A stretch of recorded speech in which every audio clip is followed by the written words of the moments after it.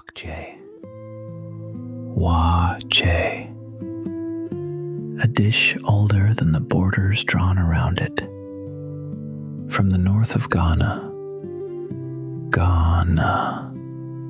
carried south by Hausa traders, Hausa, to the roadside pots of Accra. Rice and beans stained the color of dark earth, the first meal of the Ghanaian morning.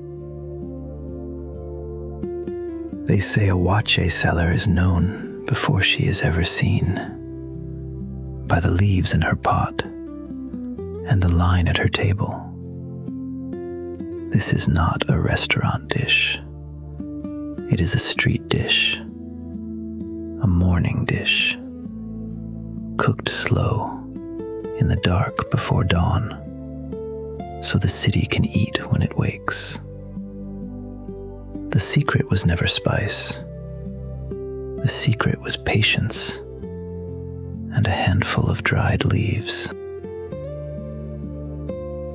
Servings, 6. 10 minutes to prepare, a little more than an hour to cook, and before all of it, 8 hours of quiet soaking. 1½ cups of black-eyed peas, 10 dried sorghum leaves, 2 cups of long-grain white rice, 1/4 teaspoon of baking soda, 8 cups of water, 1½ teaspoons of salt, 6 whole eggs, 8 ounces of spaghetti, 2 tablespoons of vegetable oil, and ½ a cup of shito. Shito, the dark pepper sauce. Begin the evening before.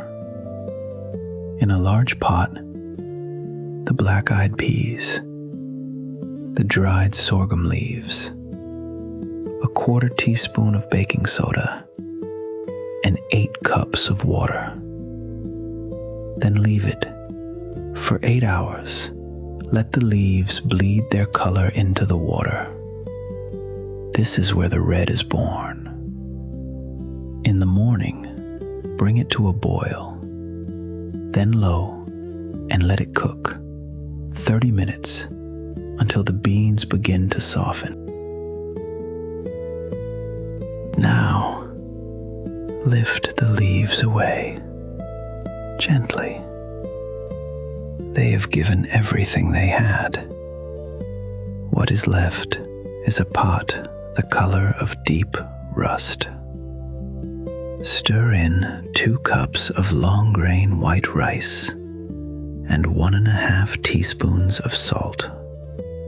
The grains turn slowly, taking on the color, until white becomes brown, becomes the WAH-chay red. Cover the pot tightly and let it rest over the lowest flame for 20 minutes. Do not stir. Do not lift the lid. Let the rice and the beans drink the last of the colored water until nothing pools at the bottom. The steam softens. The pot goes quiet. And when you finally open it, every grain is tender and stained and whole. While the pot rests, a small pleasure. In Ghana, they call it talia, spaghetti, folded into the morning plate. 8 ounces into boiling water, 9 minutes until it is tender. Then drain and toss with 2 tablespoons of vegetable oil so the strands fall loose and soft and shining. Then the eggs, 6 of them, lowered into boiling water. 10 minutes, no more, until the yolks set soft and gold. Cool them under running water and peel. The shell lifts away in slow curls.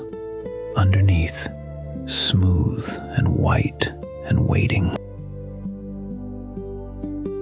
Now, the plate. A mound of the colored rice and beans, warm and deep red. Beside it, the loose spaghetti. 1 egg halved resting on top. And across it all, a spoonful of shito. Shito. Dark and smoky and sharp. 6 plates, 1 pot, the whole morning on a single dish. WAH-chay began in the north, among the Hausa, and the peoples of the savannah, where beans and grain grew side by side. Its name is a Hausa word, Waakye. Waakye, simply beans. Traders carried the dish down the old roads, south toward the coast, and it traveled farther and faster than any border ever could.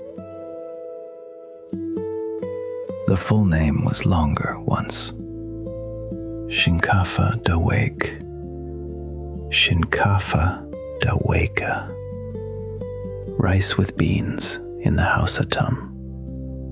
Ghanaian mouths softened it down to WAH-chay. And the leaves that color it, the dried sorghum stalks, hold an old northern knowledge. With a pinch of potash, kanwa, they give up a red that no dye could imitate. Then the dish came to the city, to Accra, and the Ga people, who gave it shito, their dark pepper sauce. What began as a northern farmer's breakfast became the food of a whole nation, sold on every corner, wrapped in leaves, handed across a table before the sun was fully up. Today, the WAH-chay seller is an institution. You know her by name. You know her corner. Students, laborers, ministers, all wait in the same quiet line, holding the same leaf-wrapped parcel. It is Ghana's great equalizer, a breakfast that belongs to everyone and to no single restaurant at all. One last spoonful of shito, over the deep red rice. The steam rises, the egg glistens, and the plate is complete. WAH-chay is the rarest kind of recipe, one that has survived every kind of change. It survived the long road south. It survived the city. It survives because it was never trying to be impressive. It was only trying to feed the people who loved it in the quiet hour before the day begins. And the table, at last, is set.